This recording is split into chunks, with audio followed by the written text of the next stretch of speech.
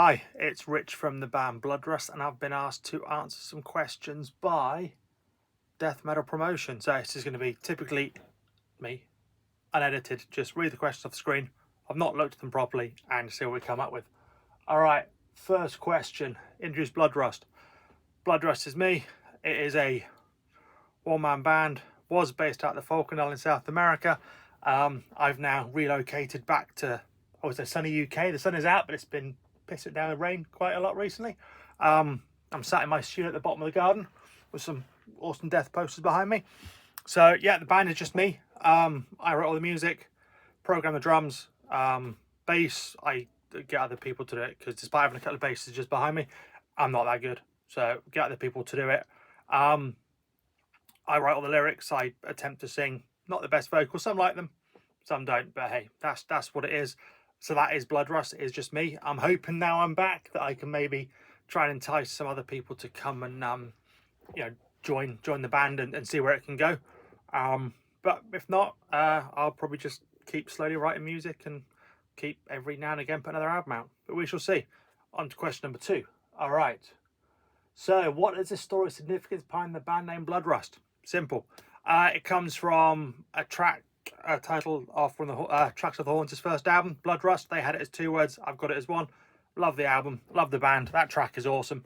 Back in, I don't know, 2009, I was jamming with a couple of friends, and I threw it in as a band name suggestion. They were like, "No, we don't like it." I was like, "Okay, cool. I'll keep it for myself." And probably since 2010, I've sort of slowly written stuff, binned most of it, but it wasn't until 2000 and 2020, get my years right, that I sort of started to take it a bit more serious. It's been a little bit between them, but that's when I'm serious, just sort of started to go, right, let's write some music, put some stuff out. So that's where the band name comes from. Insights into the creative process behind At Glory's End. Okay, so I think I probably had the first song, or I started writing songs for At Glory's End before the previous album was even released. So I put Legacy of Vengeance out, which is the second album.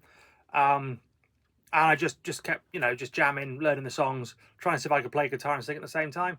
I don't do it very well, but I can do it. Not great, but it does work on some songs, not all of them. I just kept writing songs, and the first, I think Hellwinter's Gate was pretty written around that time. It's sort of very simple for me. I changed the middle bit and the ending, and it got changed a few bits and put some lyrics. First lyrics are horrendous. I don't do political lyrics. I'm not very good at it. I can only do with more, imagination kind of stuff. It is pretty much I sit there at my computer with a guitar, and I just write, play around, see if any riffs come, see if anything interesting. If it does, cool, I record it, try and find some drum bits, or sometimes I'll just be looking for it. I've got a section I want like I want a fast double kick part, I want a blasty part, and it'll be like, cool. And an idea will come, and I'll sort of play along, write something sort of to a drum beat. Lyrically, I tend to have all the music written before I oh, the screen's gone fire. There we go. Before I start writing lyrics, just so I can kind of work how much space I've got. A few times I've been out and I've had to start what I'm doing and start typing on my phone some lyrics. Not so much on At Glory's End. Most of those lyrics are written either sort of going back, listening to the song once I'd written it, or the mic's up and I need to write some lyrics and I've got an idea and just trying to sort of see if I can write some lyrics in 25 minutes. Which you can probably tell those songs more than others, because some of them there's a bit more thought behind the lyrics, or it's been through a bit more reruns than or rewrites rather than some other ones. Okay, themes and emotions did I explore in this release? It's a difficult one. Like most of my songs, it tends to be based around war predominantly, of one way or another. Whether it's I don't tend to do like the First World War, Second War kind of stuff, because that's been done by the people. I was a huge Warhammer fan growing up, big bolt thrower fan growing up, and bolt thrower at Warhammer 40k. So it was like, I read some books, enjoyed the sort of the lore about it and everything. So that was, for me, was quite a good place to start. And something I've continued through from the first album through to this one. Stuff like Humanity's Last Breath is more trying to take it from the sort of perspective of somebody who actually needs to have that. That's the thing that keeps them going is the continual fighting and the continual kind of thing. Because I think if they think about it too much, then it's probably not a very nice thing to think about. But there's nothing deep and meaningful in anything. Many other people can do it better than I can. You know, many people do political lyrics better than I can. Barney from Napalm. Yeah, I'm not going to try and I'm not going to go into that kind of thing because he's got that locked down and fairly good. So background on the album cover art. So that one I just saw on the internet. An artist that had done some the cover art for a band that I like, Nightbearer, German death metal band. He'd done the artwork for them. So I just liked him on Facebook and Instagram and stuff, and he put some pre-made artwork. And I hadn't even finished the album. I don't even think I'd committed to release to write another album. At one point I was like, I'm going to stop at 2 and I'm just going to give it a while. You know, give it a couple of years, enjoy having put some music out. But I couldn't do that. I started writing again, and I saw the album art, and I went, or I saw the picture. I think it's a paint, and I was like, wow, that's awesome. I really like that. So I got in touch with him and said, dude, I'd like, you know, can I get that off you? Yeah, he was like, yeah, cool. He also redid the logo, redrew or redo, and the sort of Bloodrust emblem. He did both of those, which I think worked really, really well. And yeah, it's fantastic. I think it fits. It gave me quite a dilemma because I hadn't really thought of an album title when I had either the album written or the artwork. So a lot of it was actually the album title was based on, you know, the picture. What is it of? And, you know, at the end of a war, everything tends to be blown up and there's not much left. And, you know, for some people, that's all they see of glory is just the devastation. So that was kind of where the sort of the album title came from that as well. It wasn't nicked from a line of a song or anything. Which I think I had previously done in the last 2 albums. So yeah, nothing. I just saw the album and thought, wow, this is absolutely fantastic. The sort of cover art, and yeah, I'm glad I went for it rather than going through trying to find some free pictures that I've done previously. Keep it low budget, people. Okay, Corporation Archaic Sound. Yeah, it's awesome. I mean, the album was done. The album was done before I got on board with the label. I was chatting to a PR company in Poland, and they're like, "Yeah, we'll just speak to a few people for you," and Archaic Sounds got in touch straight away, and I was like, "Well, you know, I like what they've done previously. You know, I've got a really cool feeling about Yuri and the label, so it's like, yeah, let's do it." So it's quite nice to be on a small independent label that actually has artists that go on to bigger things, you know. So I'm happy with that. And pretty much as I'm recording this, I'm going to spend the rest of the day putting together the CDs. They've now arrived with me as well as covers. So I'm going to spend the next day or 2 putting together the albums and shipping them out to people that have pre-ordered, which is awesome. Thank you. Okay. Is a label crucial? I think depends on the music. If you're a one-man black metal band in your spare room, your cellar, your basement, or whatever, no, because black metal kind of casts how it does, well, those sort of one-man things. Death metal, especially as a one-man band, yeah, I think it's crucial. They've got the contacts, I haven't got the time to, with family and job, I haven't got the time to spend there, banging out 20,000 emails at a time to various people. And I've also got no interest in spending that much time doing that. I prefer the creative experience of writing music, and believe it or not, I enjoy recording. Not spending time emailing people saying, hey, would you like to listen to my album? Can you review this? I've done it. I wouldn't do it very successfully. So having a label on board to kind of take some of that is very, very welcome. And I'm grateful for that. Next question. When to listen to death metal, and what led you to discover and become a fan of the genre? Okay, so death metal, I think I was probably still listening to Metallica, Megadeth, Maiden. And I was living in Germany at the time. Would have probably been, what would I have been? 14. And one of my friends came out from boarding school with a tape. He was like, I listened to this, and it was on the Dare Side releases, and I was like, no, I'm not, can't do this. Somebody else had given me Arise by Sepultura. Again, it's like, nah, this certainly isn't, you know, the Black Album. This certainly isn't, you know, what I was used to. And I came back to the UK, and a friend of mine from Germany also moved back, and his neighbour gave him 3 albums on tape, or copied him 3 albums. Zentrix for Whose Advantage, awesome UK thrash band, probably the best. With, for me, their best album, even their new album's already cool. Chaos AD Sepultura, massive Sepultura fan. That album I had on repeat for I don't know how long.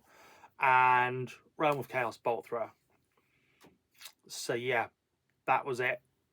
Put that album on, and it was like, wow, this is awesome. You know, the production wasn't great, the timing's not great. Songs were like, I just couldn't comprehend what was going on, how the guitars are so deep, the drums. So Bolt Thrower, Realm of Chaos, and after that, I borrowed the end complete off somebody, Obituary. I was like, wow. John Tidy's vocals, awesome. The guitar sound was yeah. You know, that album. So those are the 2 sort of albums, because by that point, Chaos AD certainly wasn't a death metal album, were sort of my starters for 10 in death metal. And I really didn't go deep into death metal at that point. I was just, you know, whatever was coming up, whether it was Fear Factory, Demanufacture was huge, Sepultura, Chaos AD Roots, the first Machine Head album, Paradise Lost, huge Paradise Lost fan, but obviously they left death metal back on the debut album. Really, reoccurs here and there throughout. So yeah, so that was it. It was Bolt Thrower's Realm of Chaos, which should be everybody's starting place in death metal, really, because it's Bolt Thrower. A-class, A-tier band. If you could change one thing about the music, what would it be? Oh, I mean, obviously you want people to go and buy records again. You don't want people streaming. You don't want Spotify stealing all your revenue.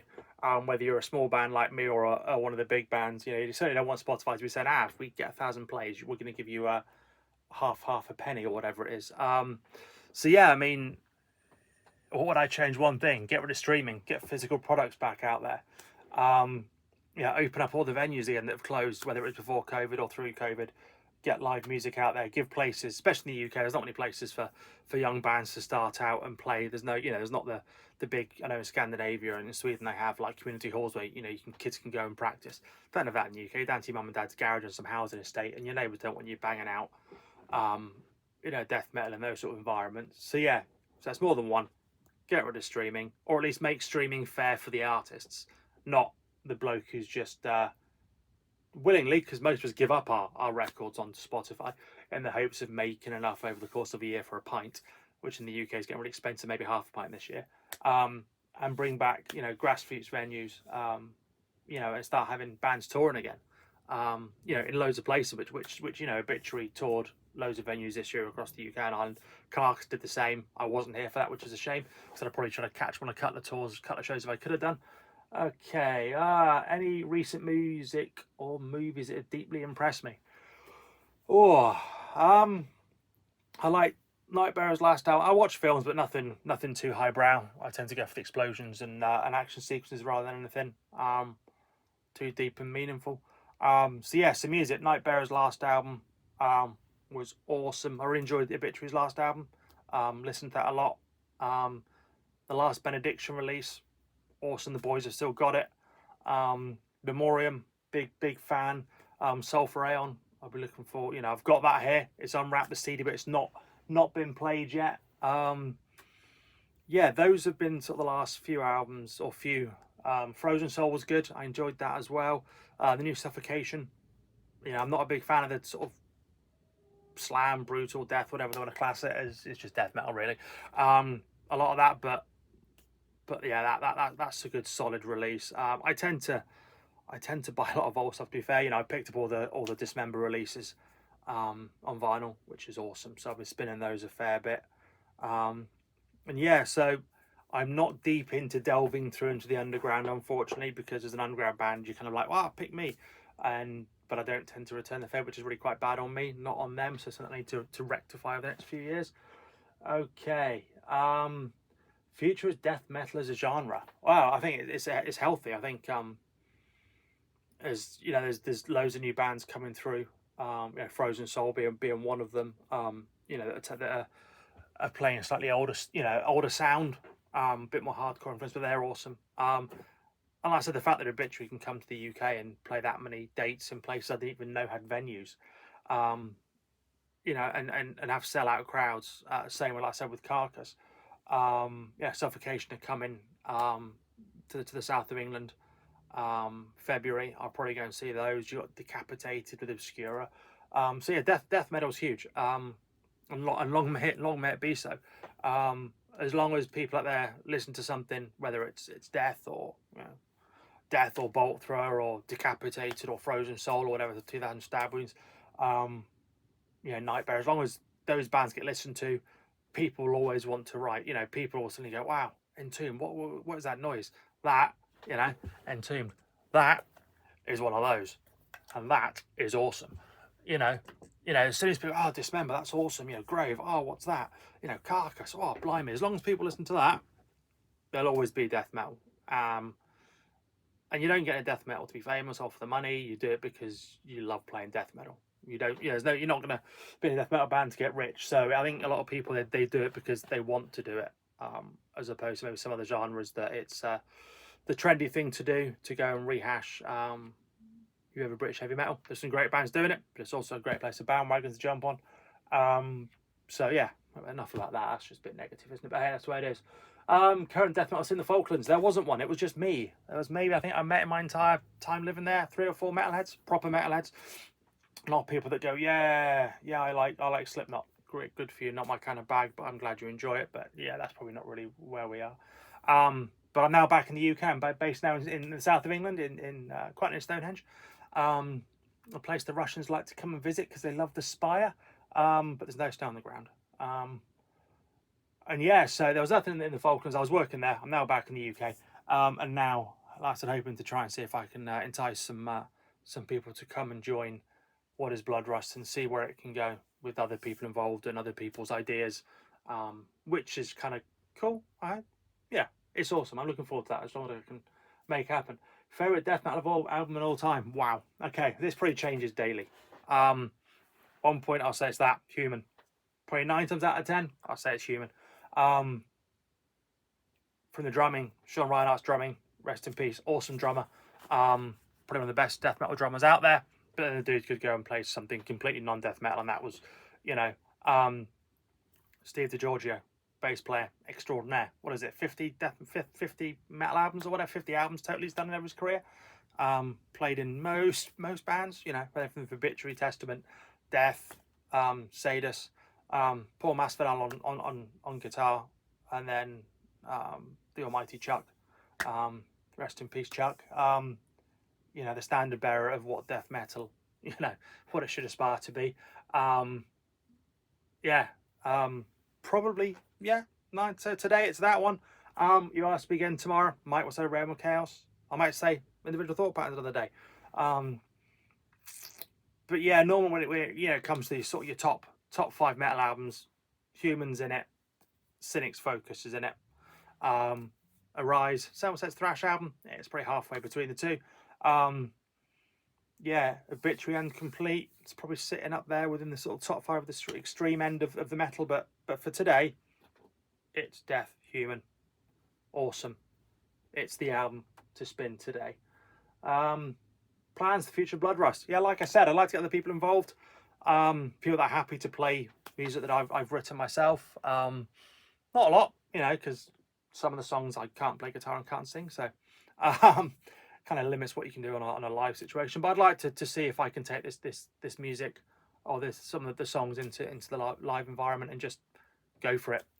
Just write some music, play with other people. It's very different. You know, sat here with my guitar and everything and laptop, and I can just write. You know, and I'm only pleasing myself, not having to have anybody else's input going, nah, that's crap. Do this. This is better. Or how about do this? And I think I'm at the point where I'm probably ready to have other people go, nah, how about we do this? This would sound cool on this. Or, no, that kind of sounds like something you've written before. So I'd like to take this forward. If anybody else that ever watches this that's in the south of England, please get in touch. I'd be very, very happy to have a chat, you know. There's not that many extreme metal musicians that aren't already in bands. That's mostly drummers, or not into the kind of slightly more older style of death metal that I am. But we shall see. But that's my plan. If not, I will probably keep just writing some songs and seeing where we are. And if anything's good, maybe I'll do another release. I'd like to, but that all depends on where we go. Any messages for the channel subscribers? Thank you. Obviously the album was premiered on this channel, and we got absolutely loads and loads views, more views than I thought. I might get 20. I think at the minute we're over, probably, you know, getting halfway to almost to 9,000 people, which is mad. So thank you very much. You know, support death metal, support the underground, support Death Metal Promotions channel. They have loads of good stuff. Yeah, and just cheers. Thank you.